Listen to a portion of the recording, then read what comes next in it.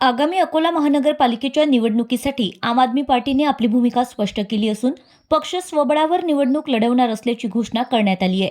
अकोला शहरातील सर्वच प्रभागात उमेदवार उभे करण्यात येणार असल्याची माहिती पक्षाचे महानगर अध्यक्ष मसूद अहमद खान यांनी आज घेतलेल्या पत्रकार परिषदेत दिली आहे. पत्रकारांशी बोलताना मसूद अहमद खान यांनी भाजप आणि काँग्रेसच्या कथित साट्यालोट्यामुळे शहरातील मूलभूत सुविधांची मोठी अधोगती झाल्याचा आरोप केलाय.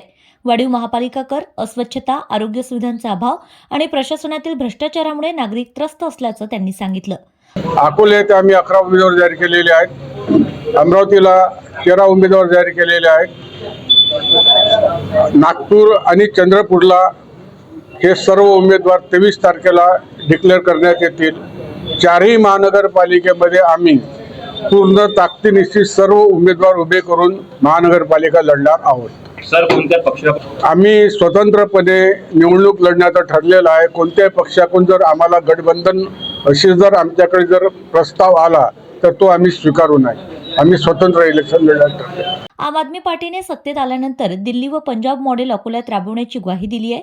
यामध्ये महानगरपालिका करांमध्ये दिलासा, दर्जेदार शिक्षण व्यवस्था, प्रत्येक प्रभागात ओपीडी हॉस्पिटल, दररोज शुद्ध पाणी पुरवठा, नियमित स्वच्छता, सुशिक्षित बेरोजगार तरुणांना बिनव्याजी कर्ज तसेच स्वच्छ, पारदर्शक आणि भ्रष्टाचारमुक्त प्रशासन देण्याचा समावेश असल्याचं पक्षाने स्पष्ट केलंय.